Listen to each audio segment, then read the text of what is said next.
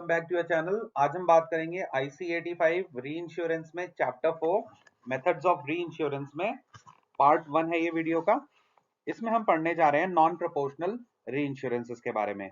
हमने प्रोपोर्शनल री insurance cover कर लिया है और इसमें हम पढ़ेंगे नॉन प्रोपोर्शनल री इंश्योरेंस मेथड्स के बारे में और नॉन प्रोपोर्शनल ट्रीटी के बारे में कि नॉन प्रोपोर्शनल री इंश्योरेंस मेथड्स क्या होते हैं और हमारा नॉन प्रोपोर्शनल ट्रीटी क्या होती है। सबसे पहले हम बात करेंगे कि नॉन प्रोपोर्शनल री इंश्योरेंस को हम कहते क्या हैं। देखिए, एक जनरल भाषा में non proportional reinsurance method हमारा कहलाता है excess of loss insurance. Excess of loss से क्या समझते हैं हम?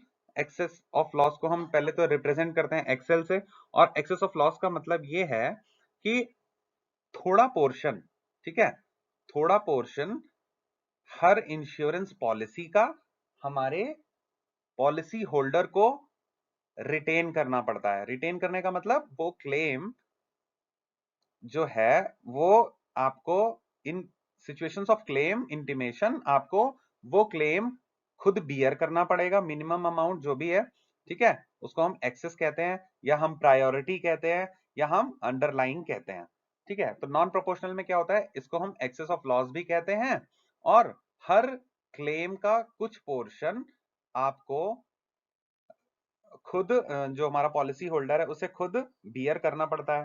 ठीक है, तो ये हमारा होता है नॉन प्रोपोर्शनल री इंश्योरेंस में। ठीक है, आइए देखते हैं कि इसको हम कैसे याद रखेंगे। मैंने आपको बताया कि नॉन प्रोपोर्शनल री इंश्योरेंस को हम क्या कहते हैं, एक्सेस ऑफ लॉस री इंश्योरेंस कहते हैं। एक्सेल हम एक्सेस ऑफ लॉस के लिए हम एक्सेल का यूज करते हैं। कहीं भी आपका जब फॉर्मेट देखेंगे उसमें एक्सेल वर्ड ये लिखा रहेगा हमारी पॉलिसी में, और इसको हम एक्सेस ऑफ लॉस भी कहते हैं या एक्सेस। एक्सेस हमारा एक्सेस के लिए होता है, जो हमारी एक्सेस है इसको हमें डिनोट करने के लिए होता है। एक्सेस ऑफ लॉस कॉन्ट्रैक्ट में री इंश्योरर एग्री करता है कि मैं इंडेमनीफाई करूंगा, मैं आपका भरपाई करूंगा री इंश्योर्ड को लॉसेस के लिए जब वो एक्सीड करेगा स्पेसिफाइड मॉनिटरी अमाउंट। अभी हम क्या बात कर रहे थे प्रोपोर्शनल में? प्रोपोर्शनल में हम परसेंटेज की बात कर रहे थे, लेकिन यहाँ पे हम क्या बात कर रहे हैं कि एक स्पेसिफिक अमाउंट हो सकता है वो 5,000 रुपए के ऊपर शुरू हो, ठीक है, 30,000 रुपए के ऊपर शुरू हो, 10,000 रुपए के ऊपर शुरू हो, कुछ भी हो सकता है जैसा कि री इंश्योर्ड ने आइडेंटिफाई किया होगा। ठीक है, वो जो भी आइडेंटिफाइड अमाउंट है उसको हम क्या बोलते हैं, हम उसको डिडक्टिबल भी बोलते हैं। डिडक्टिबल के साथ हम उसको बोलते हैं एक्सेस या प्रायोरिटी या अंडरलाइन। तो कभी क्वेश्चन आता है तो इन चारों वर्ड्स में से कोई भी वर्ड आपका क्वेश्चन में पूछा जा सकता है। ठीक है, कि एक्सेस क्या होता है, प्रायोरिटी क्या होता है, ये पूछा गया क्वेश्चन है जो भी मैंने यहाँ पे वीडियो में हाईलाइट किया हुआ है, ये इंपॉर्टेंस है इसकी, इसी वजह से इसको मैंने हाईलाइट किया हुआ है। तो इसका क्या मतलब था कि री इंश्योर्ड बियर करेगा सारे लॉस अमाउंट्स डिडक्टिबल तक और री इंश्योरर पे करेगा बैलेंस ऑफ एनी लॉस जो कि हमारा डिडक्टिबल के ऊपर आ रहा है, up to an agreed limit. ऊपर भी कोई एग्रीड लिमिट हो सकती है, ठीक है, तो अब ऊपर की भी कोई एक लिमिट हो सकती है जो हमने डिसाइड की होगी री इंश्योरर के साथ कि भाई मैक्सिमम लिमिट ये है। ठीक है, तो उसको हम कैसे डिनोट करते हैं पॉलिसी टर्म्स में, वो आइए देख लेते हैं।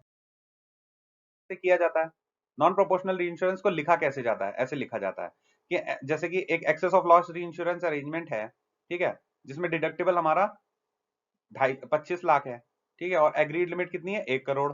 तो हम उसको एक्सप्रेस कैसे करेंगे, मतलब हम अगर री इंश्योरेंस एग्रीमेंट को पढ़ने जा रहे हैं तो उसमें ये इस री इंश्योरेंस एग्रीमेंट में ये चीज लिखी कैसी होगी, वो लिखी होगी 1 crore rupees, 1 crore excess of rupees 25 lakh. इसका क्या मतलब हुआ कि 1 करोड़ का टोटल एग्रीड लिमिट है, लेकिन 25 लाख के ऊपर कोई भी लॉस होगा तब मैं री इंश्योरेंस के पास जाऊंगा।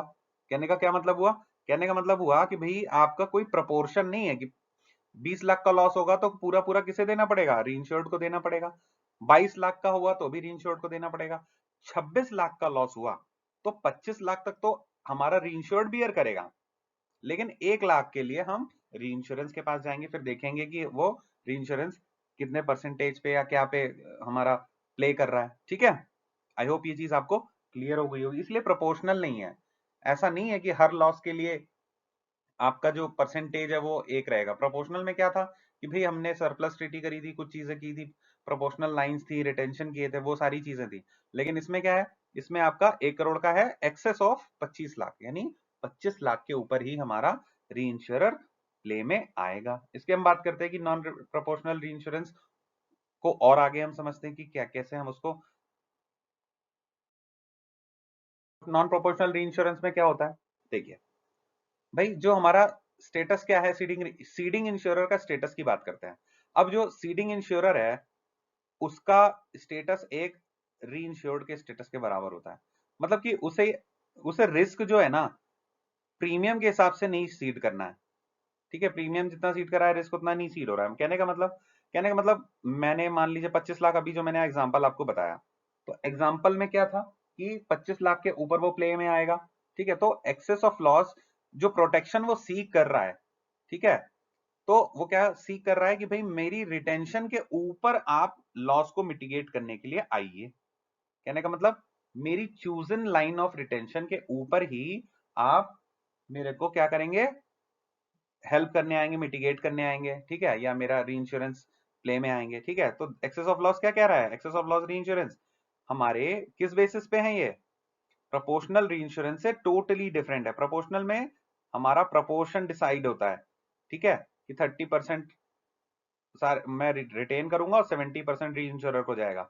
लेकिन इस केस में क्या है, इस केस में प्रीमियम सीडिंग अलग तरह से होगी। क्यों? क्योंकि भाई आप 25 लाख से, ऐसी कोई जगह है जहां पे आपका जो एक्सेस है उसके ऊपर बहुत कम क्लेम आते हैं, तो फिर आप अपना प्रीमियम का हिस्सा क्यों देंगे? छोटे क्लेम ज्यादा आते हैं तो प्रीमियम क्यों ज्यादा देंगे? नहीं देंगे। ठीक है, अब मैं आपको एक एग्जांपल के थ्रू इसे समझाता हूं। समझ लेते हैं कि कितने टाइप्स के होते हैं एक्सेस ऑफ लॉस इंश्योरेंसेस। तो हमारा एक होता है working risk excess of loss, risk excess of loss, ठीक है, सरप्लस फैकल्टेटिव और facultative excess of loss reinsurance. ठीक है, हमारा कैटास्ट्रोफिक एक्सेस ऑफ लॉस होता है, एक कैटास्ट्रोफिक एक्सेस ऑफ लॉस री इंश्योरेंस होता है। एक होता है हमारा स्टॉप लॉस। देखिए बहुत इंपॉर्टेंट है ये, ठीक है, इसके बारे में मैं भी चर्चा करूंगा नेक्स्ट वीडियो में, बट मैं भी आपको सब बता दे रहा हूँ, कवर कर ले रहा हूँ। एक होता है हमारा स्टॉप लॉस या excess of loss ratio reinsurance, whole account excess of loss cover, और लास्टली हमारा umbrella excess of loss cover. ये कुछ हमारे excess of loss reinsurance के टाइप्स हैं। ठीक है, उनको हम कैसे करते हैं और कैसे हमारा यूज होता है वो हम नेक्स्ट वीडियो में बात करेंगे। आई होप मैंने जितनी चीजें इसमें कवर की वो आपको समझ में आएंगी, and I will wait for your comments, and thank you for watching this video. Please like and subscribe the channel. Thank you.